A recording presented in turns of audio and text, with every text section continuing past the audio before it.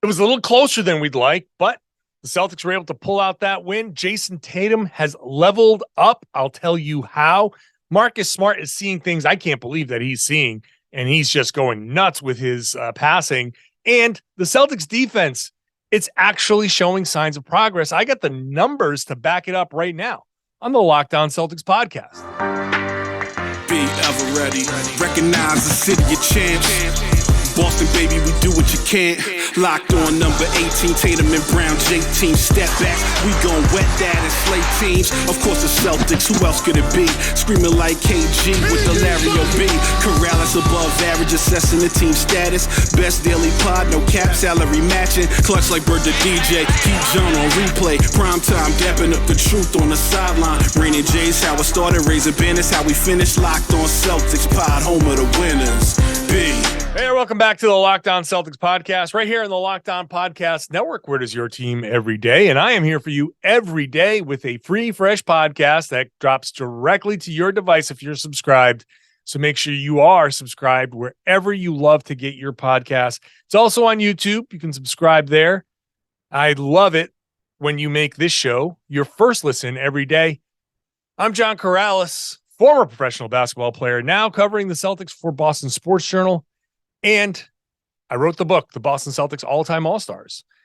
Today, Celtics 109-106 winners over the Memphis Grizzlies. And today's show is brought to you by SweatBlock. If you or someone you love is experiencing embarrassing sweat or odor, try SweatBlock. Save 20% with the promo code LOCKEDON at sweatblock.com. It's also available on Amazon. Celtics getting a 3-point win, which should have probably been more like a 10 or 11-point win. That's kind of where this game was most of the way, at least after Jayson Tatum went supernova in the second quarter. But Ja Morant is awesome, and the Celtics have this tendency to fall asleep when things are going great. They let go of the rope. But I'll talk about that defense that stepped up when it needed to. It did. And I got the numbers to back it up. Like I said, I wrote it on Boston Sports Journal. That's coming up later. Third segment. Second segment's about Marcus Smart and that passing, which has been unbelievable over the past couple of games. He has been playing about as perfectly as you could play in this role for the Celtics. And I talked some of that about that yesterday, but he came out with another, brilliant performance. That's in the second segment. Right now, though, Jayson Tatum leveling up, 39 points, 12 of 25 shooting, 12 of 16 from the line. Wow, right? Only 3 of 11 from 3. To see a Jayson Tatum night where he's dropping close to 40, almost 40 on a 3 of 11 night shooting, that's not something you typically see from Jayson Tatum. Typically, his nights are his big scoring nights include pretty good shooting from 3, but now we're starting to see Tatum able to fill it up when he's not hitting his 3-pointers. And if you look at his shot chart, it's mostly at the rim. He has almost no mid-range shots in his shot chart, and it's all at the rim or at the 3-point line. The shot profile has gotten just pretty ideal. This was a pretty ideal shot profile. The 3 of 11 from 3 means he was 9 of 14 from 2. And I think only one of those was a mid-range shot. So everything in the paint, in the restricted area, and that just gets you to the foul line. He doesn't have to grift. He doesn't have to James Harden his way to the free throws. He doesn't have to Trae Young his way to free throws. He has figured out, I'm this big, huge guy with big, wide shoulders, and I'm like the tallest person on the floor sometimes. So let's just rock. Let's just get right down the middle and get to that rim. And no, he didn't get every call. He might have been able to get a couple more calls, but 16 free throws is just an amazing number. For him to get to this point, it is a true level up for Jayson Tatum. This and it's only 10 games. And, we're going to start having MVP chatter and all of that stuff because people love MVP talk. And this is MVP level play. This is the type of play that if he maintains this, really, we shouldn't talk about who is leading an MVP race until the second, at least January, right? Because last year things changed at the last minute. The last couple months of the season have a huge impact. But if this is how Jayson Tatum is just going to play all season long, and I'm not saying scoring 39 points a game, but if he's going to get to the line at this kind of increased rate, if he's going to be attacking the way he's been attacking, and if he can put up these numbers, the 3-point shooting will come around. The other stuff, though, is the recipe for getting into that MVP conversation. See Tatum on that MVP ladder. You'll see him there all season long. And this is what the Celtics need. This is what a champion needs. We've got Jaylen Brown. I'll talk about Jaylen Brown later. Did not have a good game, but had a good stretch and still finished with 21 points. That's, not a positive night for him, but could have been much worse. And they wouldn't have won this game without Jaylen Brown's fourth quarter contribution. He is going to be an all-star level player for this team. And at 7-3 and just a couple of games off the lead right now in the East, with obviously 72 games to go, standings don't really matter right now, but the Celtics are still in the thick of things. They're still at the top. They aren't starting slow. They've won 3 games in a row now. This is the type of spot where you get a first-team All-NBA guy, MVP candidate. You get potential third-team All-NBA guy and an All-Star.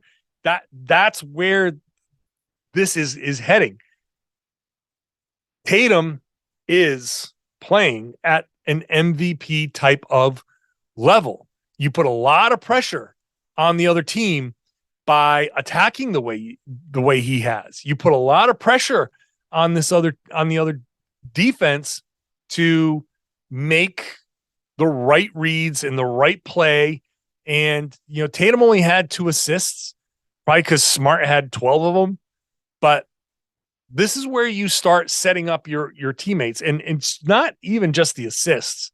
It's the gravity. It's how much space you create. It's space that you create without even having to touch the ball. That's where Tatum is high level, elite level.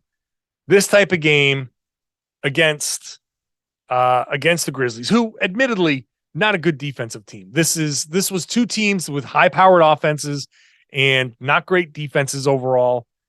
And without Steven Adams, there was a red carpet to the rim, and Tatum took advantage of it. That's exactly what you're supposed to do. It's exactly what you're supposed to do. So is Tatum going to have an MVP season? He's on his way. He is on his way towards winning potentially the most coveted individual award. And oh, by the way, he's having a hell of a defensive season so far. Another 2 block shots in this one. So he's defending the rim. The Celtics are actually kind of taking advantage of his size to kind of be the helper, a Robert Williams-esque type of roamer sometimes. Like that is big for him. So not only is he averaging 30 plus points a game, and not only is Tatum scoring 39 points without benefit of a ton of 3-pointers, he's doing it on both ends. He's rebounding. He's defending well. He's becoming a deterrent. You have to worry about him. He's turning a little bit into Giannis. He's doing a pretty decent Giannis impression without like the big Euro steps and without like the freakishly long legs that Giannis has, but they're kind of built proportionally. They're built similarly. They're kind of, obviously Giannis is a different style of game, but he's doing a pretty decent Giannis impression so far this season. Giannis is an MVP. So Marcus Smart and the rest of the guys, I'll talk about the rest of the guys as well, but Marcus Smart was just awesome. And I'm going to talk about that Next, first, we got to talk about SweatBlock. And the beauty of SweatBlock is that it's your little secret to confidence. I've been in situations where sometimes you're talking in front of a crowd. And if you've ever been in a situation, I'm certainly comfortable, but sometimes your body just starts to kind of turn on you. And I know I can use SweatBlock in the problem areas to make sure that I'm not standing in front of a crowd of people with wet patches on my shirt. You have these little wipes, and they work for up to 7 days per use. So if I know I've got something coming up, I can just put them on, use them, and that's it. No more embarrassing sweat, no odor, no nothing. There are tons of positive customer reviews. You can find these on Amazon. And if you are like me and many, many other people who have had this experience, you can eliminate the embarrassing sweat by trying SweatBlock. You can save 20% with the promo code LOCKEDON at SweatBlock.com. SweatBlock.com. It's also available on Amazon. I really do recommend these. Thanks for making Locked On Celtics your first listen every day. Now, when you're done with this podcast, after you listen to the whole thing all the way through, check out Locked On Sports Today. The games that matter, the biggest stories in all of sports. Get caught up in just about 20 minutes. This way you can have some fun around the water cooler and you'll know what you're talking about. Beyond the scoreboard, behind the scenes, and it's the local experts with insights only Locked On can provide. Locked On Sports Today, wherever you got this podcast. Marcus Smart, the next big story. 2 reasons why the Celtics, if you watch my YouTube short, 2 reasons why the Celtics won this game. Jayson Tatum, I've already talked about. Marcus Smart, unbelievable. Unbelievable. He was feeling it from the beginning. He threw an alley-oop to Jayson Tatum. It felt like it was from his hip. He threw unbelievable passes. He threw a bounce pass to Tatum. Like, he was making his move. Smart was making his move. And he turned, and it's almost like it was like a dribble. And it wasn't a push bounce pass. He made this like, it almost was like he stopped and just dropped it in the same spot. And it came up in almost the same spot. But he saw Tatum coming down the middle, and Tatum just got it and took off with it and finished the play.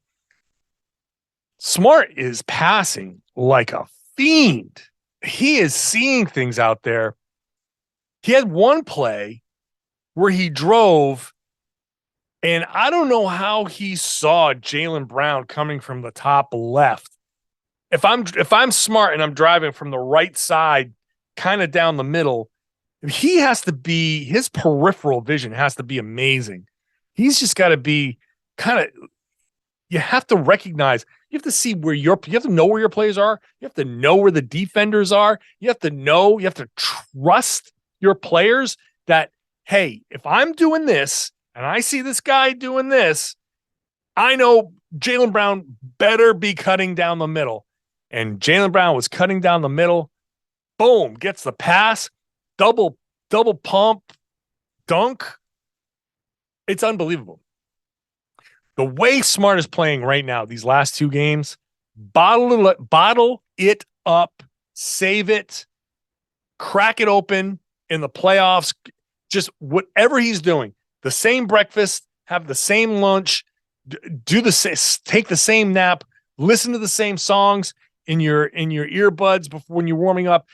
Duplicate that same thing. Whatever is getting you into this mind frame, Marcus Smart, keep doing it, because this is absolutely perfect basketball from Marcus Smart. This is exactly what the Celtics need. And yeah, 12 assists, is that asking too much? 11 assists, sure, there are going to be nights where it's going to be 6 or 7 or 8, but the types of passes that he's making, the types of plays that he's making are phenomenal and judicious with his shots. 6 of 11, 2 of 6 from 3. Not bad at all. He missed a couple of free throws in the fourth quarter. That was bad. But I mean, hey, everybody's going to miss free throws at some time. You don't want it to happen, but it does. But overall, 15 points, 12 assists, 7 rebounds on top of that. just 2 turnovers, and obviously great defense. The charge he took on Ja Morant late in the fourth quarter, defensive brilliance. The way he anticipated that crossover, the way he was right there, beautiful, just beautiful stuff. Marcus Smart, the way he's played these last 2 games, just give it to me every day. Hook it up, put it in my veins. That's exactly what the Celtics need from him. Other guys, Al Horford quietly had a 15-point night on 6 of 7 shooting and a perfect 3 of 3 from 3.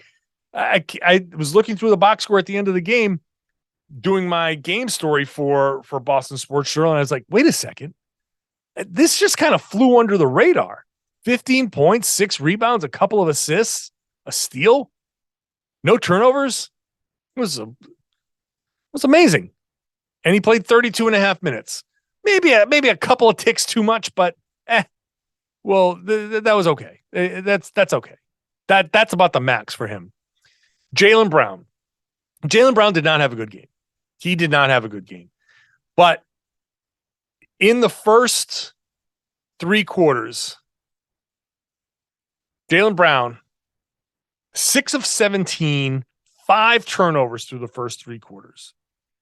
6 of 17, 1 of 6 from 3, 1 assist, 6 rebounds, -10 through the first 3 quarters. Fourth quarter, Jaylen Brown, 2 of 3, 3 of 4 from the line, 3 rebounds, an assist, a steal, couple of turnovers. You still don't want 2 turnovers per quarter because that's a lot, but those came later.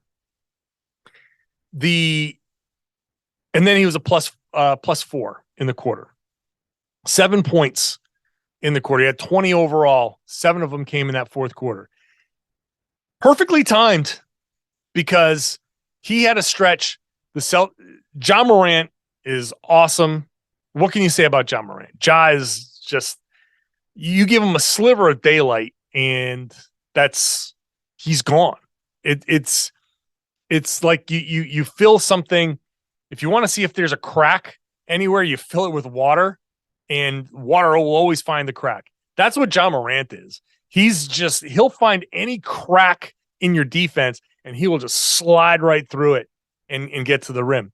So Ja in the third quarter was a god. He's MVP level in the third quarter. That's Ja. He's going to be an MVP candidate. Fourth quarter, though, Jaylen Brown comes in and finally starts attacking. He wasn't able to get his 3-pointer going, but he starts attacking. He has a layup, and then he has let me get this fourth quarter play-by-play here.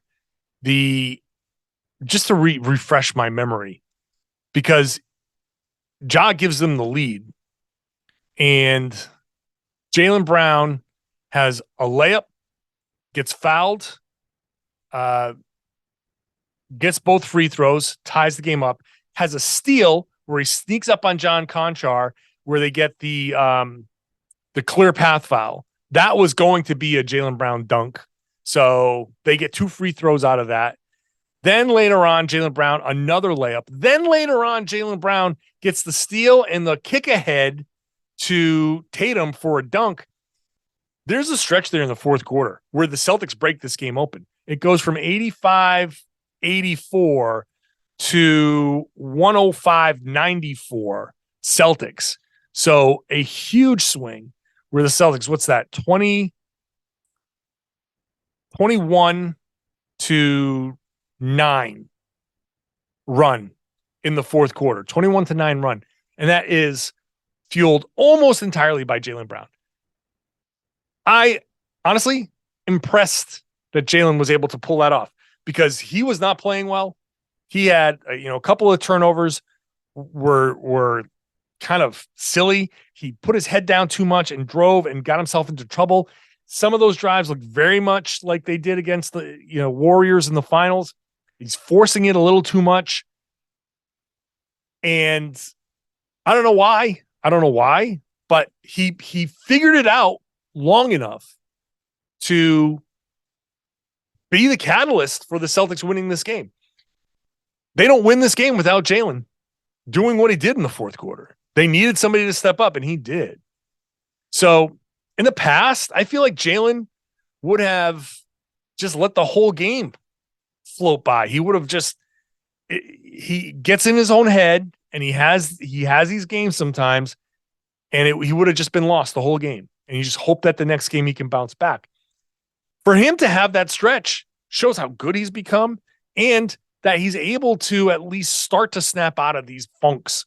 And he did it at the right time. So, I'm impressed that he was able to kind of pull out of that. A couple of other guys, Grant Williams. What the hell is up with Grant Williams not shooting at all?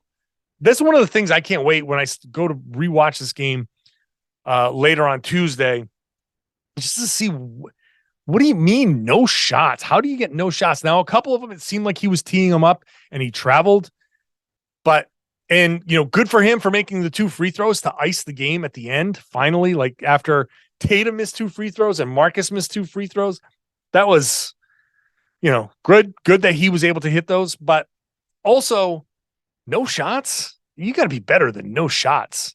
So I gotta look at that, because that just is weird. Noah Vonleh is either helpful or unplayable. There's no 2 ways about it. It's either he comes in and he's good, and you say, okay, great, I can see why he is earned some trust, or he plays like he played in this game and is basically unplayable. So don't know. Once Luke Cornett is back, I think Luke gets the minutes again, and it took a while. It took a while for it to kind of go the way I thought it would. And I felt like I had to eat some crow in the middle of it. But yeah, this is the Noah Vonleh we all kind of expected. Malcolm Brogdon, not a great night overall shooting wise, but there was a stretch in that first of all, second quarter, it was Tatum's quarter, but it was Brogdon who started the whole thing. So not a great overall night, but hey, he did other things. He got in there and rebounded. He had 10 rebounds in the game and 4 assists, and he only finished with 8 points, but tough shooting night, but he did other things. So I thought he was pretty good. And that's basically it. Derek White, Sam Hauser, hit a shot and hit a couple of free throws. That's it. Shout out to Dylan Brooks for being maybe one of the best Celtics players on the floor, even though he plays for the Memphis Grizzlies. He was terrible, and the Celtics took every bit of that terribleness and used it to their advantage. He's in a funk. Celtics, they like the funk. All right, up next, the defense. It's getting better. It's getting better. And you saw that in this game, and the numbers bear it out. Talk about that coming up. But first, BetOnline is your number one source for all your sports betting needs. All of the stats, all of the news, all of the analysis, all at betonline.net. No matter what you want. Basketball, football, esports, soccer, it's everywhere. Every sport you can think of is at betonline.net. And you can find all the latest odds and the trends for what you're looking for. If you love podcasts, why not? You can find some of those as well at BetOnline. They're always the fastest and easiest way to get your betting fix. So head on over to the website. You can use your mobile device if you'd like to learn more. BetOnline is where the game starts. Please gamble responsibly. The Celtics defense is slowly marching in the right direction. Not where it needs to be at all, but they gave up 106 points to the Memphis Grizzlies, which in today's NBA, the way things are going right now, the way the ball is being scored in today's NBA this season, 106, that's good. That's good.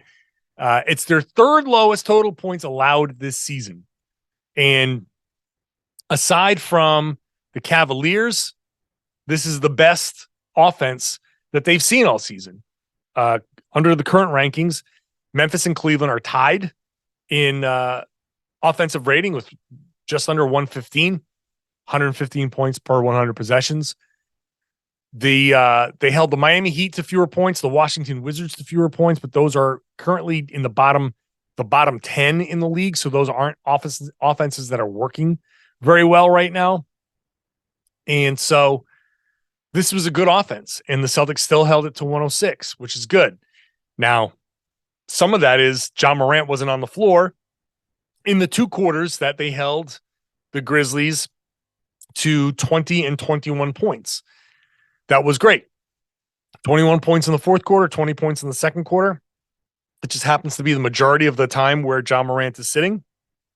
When Ja Morant is off the floor, you don't have your best player on the floor. Yeah, that makes sense.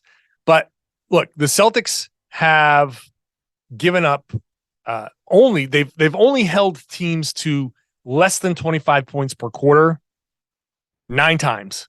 This is 10 games, so that's 40 quarters, and only 9 times have the Celtics held an opponent to less than 25 points per quarter.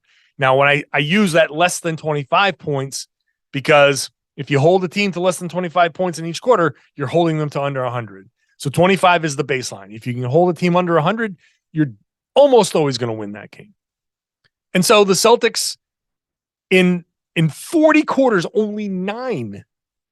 But the last 5 games, 6 of those. So 3 in the first 5 games, they've doubled that number in the last 5 games.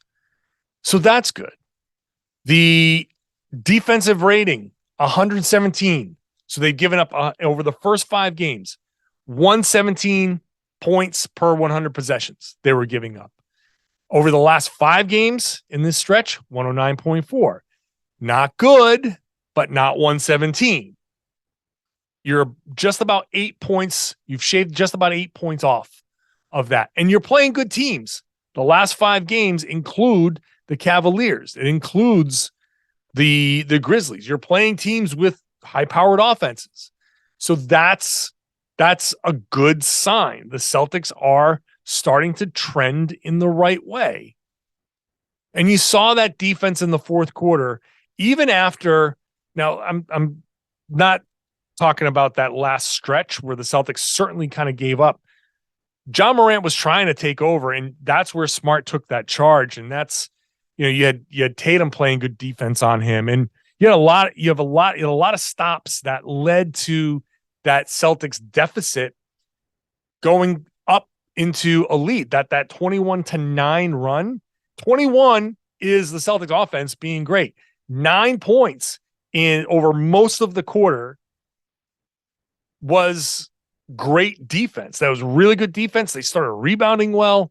That was really, really good. The Celtics, and this is Joe Mazzulla. As analogy man over here, I got to give a shout out to Joe Mazzulla. Marcus Smart after the game talked about Joe's message, and he says Joe always talks about building the sandcastle. Every day we got to come in and build our sandcastle, and it starts on the defensive end. I love that analogy. I love the way he put that. Every day you got to come in and build the sandcastle, because you build a sandcastle, you put a lot of time and effort into it, and you can make it look great. And by the end of the day, it's gone. The water's come up, it's washed it away. The next day, you got to build another sandcastle. Whatever you did with that sandcastle yesterday, it's done. It doesn't matter. Today, you got to build a new sandcastle. You got to make sure that it's just as beautiful and just as sturdy, and you put in just as much work to do it. That's a great analogy. I mean, Analogy Man approves of that. The Celtics building that sandcastle on the defensive end. Every day you got to come in and put in that work. Robert Williams, as we talked about in yesterday's show, is going to come back and fix a lot of those problems. But I don't want it to be the Celtics waiting for him to come fix things. He'll fix things just naturally. But I want them to get to this place where they are doing things well enough that he comes in and enhances how good they are, rather than just fixing every problem, right? There are going to be things that are going to go wrong, that have gone wrong, that he will actually be fixing. But I want him to be enhancing the defense as much as possible. Celtics defense, the numbers I just gave you, starting to get better. The offense is already off the charts. 118 points per 100 possessions. It's the best in the league. The defense is going to get there. It's starting to trend that way. And it's encouraging. It's very, very encouraging.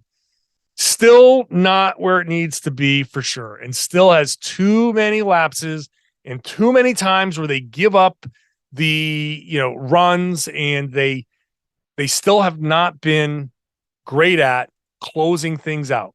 But progress is progress. And when you can have all of this stuff that they need to work on and fix, but still be 7-3 and a couple of games out of first through 10 games, that's pretty damn good. That's pretty damn good. When you come in and you're missing one of your maybe your most important defensive player, and some may argue your best defensive player, missing him and doing enough to get by and piling up these wins, 3 wins in a row, 7-3, to do all of that while you're still figuring out this defense, that's pretty damn good as far as I'm concerned. You've only lost one bad game, and the 2 other losses are to the 8-2 Cavaliers, and those games couldn't be settled in regulation. They had to go to overtime. And they had chances, which makes you feel good about the next time. There will be a next time. There will also be a next time for this podcast, and I hope you listen to it. And you can guarantee that you will listen to it by subscribing to the podcast. That's how subscribing works.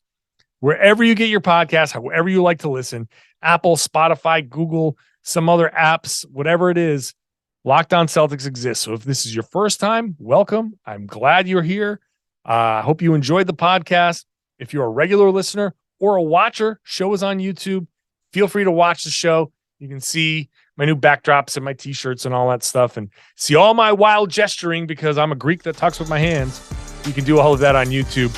And if you're a regular subscriber and watcher and listener, I would love it if you shared the podcast and told your friends and everybody that they should be listening to and watching the Locked On Celtics podcast. It's right here on the Locked On Podcast Network, your team every day.